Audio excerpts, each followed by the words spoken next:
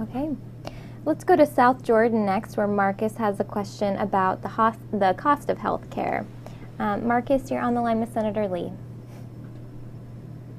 Hi, Senator Lee. Hello, Marcus. I hope you're doing well.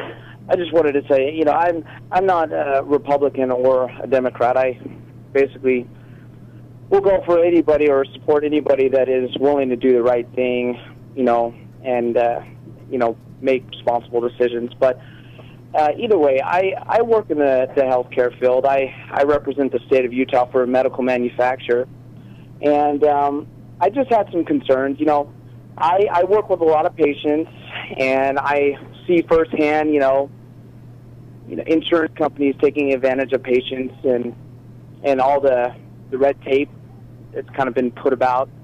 And, you know, again, I don't really agree with all of the components of President Obama's health care plan, but and you kind of touched on some legislation that I guess you were working on, but, you know, I'm really concerned about the insurance company's ability, or basically their ability to just go ahead and increase rates year after year. I mean, sometimes, an absorbent amount, you know, 35, 50% over last year. And if you can't afford those rates, then you have to go with a subpar plan, you know, and you end up paying more out of pocket for just preventative care. You know, like last year, I work in the medical field for a medical manufacturer, and we should, you would just think that we would have pretty good insurance plans because we work in this field.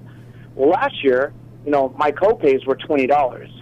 Well, this year, with all of the new Medicare guidelines that have come out and the Medicare cuts and stuff, we had and the increase in our insurance policies. Now my co-pays are $35. I'm still paying the same amount of money, but now I'm paying a $35 copay for, you know, an office visit, and then my deductible went from $250 for the family to $500 per individual and $1,000. So between $500 and $1,000, depending on what kind of services are being rendered.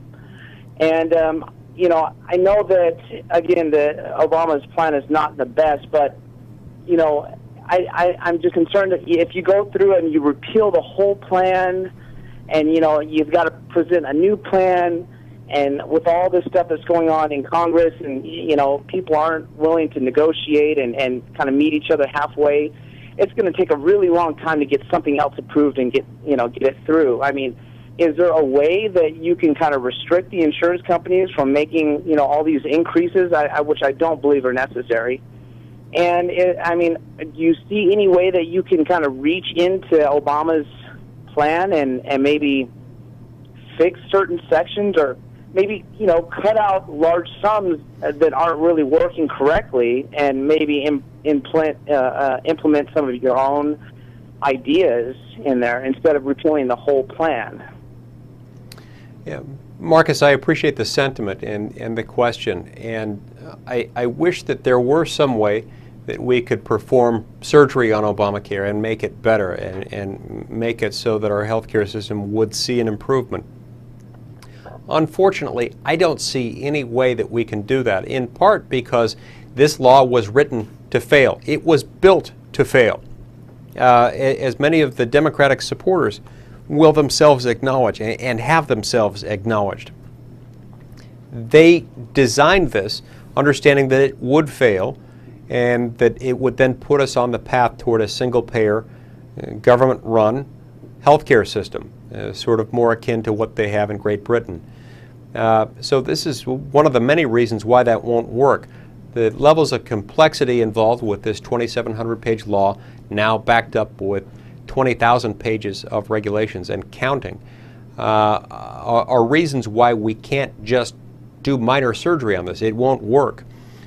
This is why I fought so hard to stop it, is because I knew that once it kicked in, it would continue to make things more expensive. You mentioned the escalating costs of health insurance.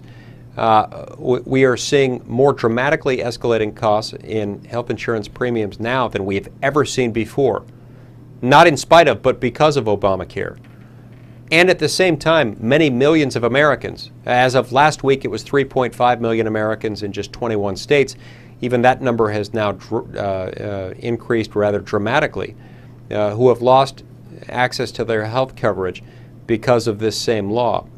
And so I don't believe that we can just tweak this law. I think we've got to scrap it and we've got to start over. I think we need to suspend it at a minimum for a year while we put something together that people can get behind.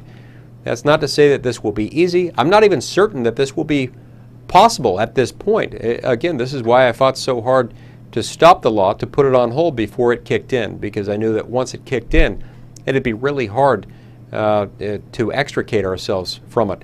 But now that the law has been funded past the beginning of the year, we appear to be headed in exactly that direction. I had hoped to forestall a lot of the pain that Americans are now experiencing as all these people are losing access to their health insurance. But until such time as we get enough support behind one of these alternative proposals, we're stuck with it. But you've got my word, Marcus. I will continue to fight on this and continue to work with my colleagues in the Senate and our counterparts in the House on a way forward on a conservative reform agenda that will include and prominently feature a significant health care reform proposal.